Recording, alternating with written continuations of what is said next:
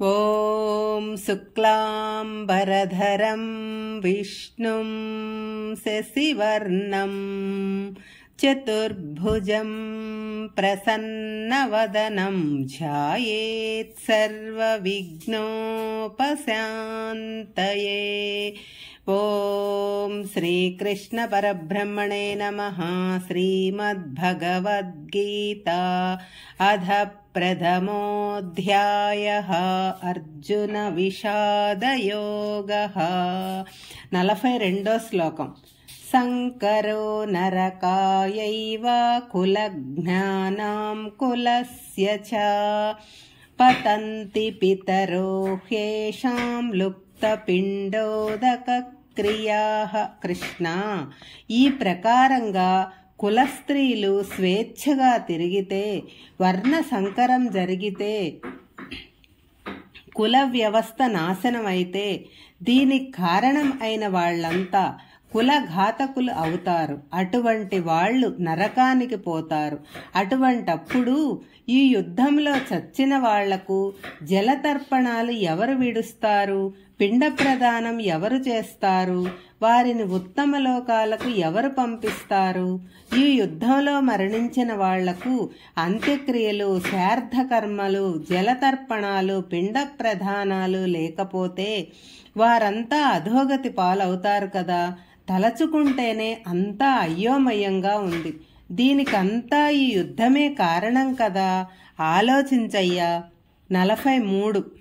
దోషైరేతైః కులజ్ఞానాం వర్ణ సంకరకారకైః ఉచ్ఛాద్యంతే జాతి ధర్మాః కులధర్మాచ్చ శాశ్వతాః. 44. ఉచ్ఛన్న కులధర్మాణాం మనుష్యాణాం జనార్దన నరకే నియతం వాసో భవతీత్యన శుశ్రుమా. అంతేకాదు కృష్ణ, ఔక్షోహిణీల కొద్ది సైన్యం చావటానికి, దాని వలన కలిగే వర్ణ సంకరణానికి, కులక్షయానికి, కులధర్మాలు నాశనం కావటానికి, జాతి ధర్మాలు అన్నీ శాశ్వతంగా నాశనం కావటానికి ఈ యుద్ధమే కారణం కదా. అందులో సందేహం లేదు. ఈ యుద్ధంలో మరణించిన వారికి, వారి భార్యలకు, సంతానానికి యుద్ధం చేసి కులధర్మాలు, వర్ణ సంకరాలు, జాతి ధర్మాలు నాశనం కావటానికి కారణమైన ఈ యుద్ధం చేసిన వారికి కూడా శాశ్వత నరకలోకం ప్రాప్తిస్తుందని పెద్దలు చెప్పగా విన్నాను. నిజం కాదంటావా? ఇన్ని అనర్థాలకు మూలమైన ఈ యుద్ధం నేను చేయటం అవసరమంటావా? 45.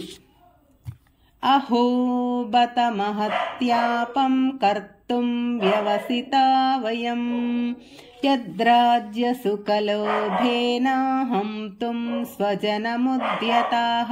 కృష్ణ, మరలా చెబుతున్నాను. దుర్యోధనదాదులు సరే, వెధవలు, ఆతతాయిలు, దుర్మార్గులు, దుష్టులు. వారి బుద్ధి పనిచేయటం లేదు. సరే, యుద్ధానికి సన్నద్ధం అయ్యారు. మనం బుద్ధిమంతులం కదా. ఇంత దారుణ్యాన్ని, మహాపాపాన్ని చేయటానికి ఎలా సిద్ధపడతామో అర్థం కాకుండా ఉంది. ఇదంతా దేనికయ్యా? రాజ్యం కోసమా? రాజ్య భోగాలు అనుభవించటం కోసమా? అంతే కదా. ఈ తుచ్చమైన రాజ్యానికి, రాజ్య భోగాలకు ఆశపడి బంధువులను, మిత్రులను చంపి, ఘోరమైన పాపం చేసి చచ్చిన వాళ్లకు కర్మకాండలు, జలతర్పణాలు, పిండ ప్రధానాలు లేకుండా చేసి అధర్మానికి ఒడిగట్టి శాశ్వత నరకలోక వాసం కొని తెచ్చుకోమంటావా? ఇది ఎంత ఘోరమో, ఎంత దారుణమో నీకు తెలుసు కదా. దీని గురించి ఎప్పుడైనా ఆలోచించావా? 46. యది మామ ప్రతీకారమశస్త్రం శస్త్రపాణయః ధార్తరాష్ట్రారణే హన్యుః తన్మే క్షేమతరం భవేత్. కృష్ణ, ఇన్ని మహాపాపాలు చేసి నరకంలో శాశ్వతంగా నివాసం ఏర్పరచుకోవడం కంటే గాంధీవం వదిలిపెట్టి అస్త్ర సన్యాసం చేయటమే మేలు. యుద్ధం చేయకుండా ఉండటం ఉత్తమం. ఒకవేళ శత్రువులు నన్ను చంపినా నాకేం బాధ లేదు. వీర స్వర్గానికి పోతాను, అంతేకాని నరకానికి పోను కదా. అదే నాకు క్షేమం అనిపిస్తుంది. ఈ యుద్ధం చేసి అందరినీ చంపి వాళ్ళ భార్యలను దూషితులుగా చేసి వర్ణసంకరం కులక్షయం చేసి వీళ్ళకు కనీసం పిండాలు పెట్టే దిక్కు కూడా లేకుండా చేసి ఘోర పాపాలు మూటగట్టుకొని శాశ్వతంలో నరకంలో ఉండే కంటే నిరాయుధుడనై శత్రువుల చేతిలో చచ్చి స్వర్గానికి పోవటం మేలు కదా. ఏమంటావు కృష్ణ అని అర్జునుడు తానే అన్నీ చేస్తున్నట్లు, తన వల్లే అన్నీ జరుగుతున్నట్లు, జరగబోయే పరిణామాలకు అన్నిటికీ తానే బాధ్యుడైనట్టు ఊహించుకుంటూ ఊహాలోకాల్లో తేలిపోతూ తెగ బాధపడిపోతూ విషాదంలో మునిగిపోయాడు. దుఃఖంతో కుంగిపోయాడు. ఇది అర్జునుడి మానసిక స్థితి. శారీరకంగా ఎలా ఉన్నాడో సంజయుడు చెప్తున్నాడు. 47 సంజయ ఉవాచ ఏవముక్త్వార్జునః సంఖ్యే రథోపస్తవుపావిశత్ విసృజ్య సశరం చాపం శోక సంవిఘ్నమానసః. ఇప్పుడు సంజయుడు ధృతరాష్ట్రునితో ఇలా అంటున్నాడు.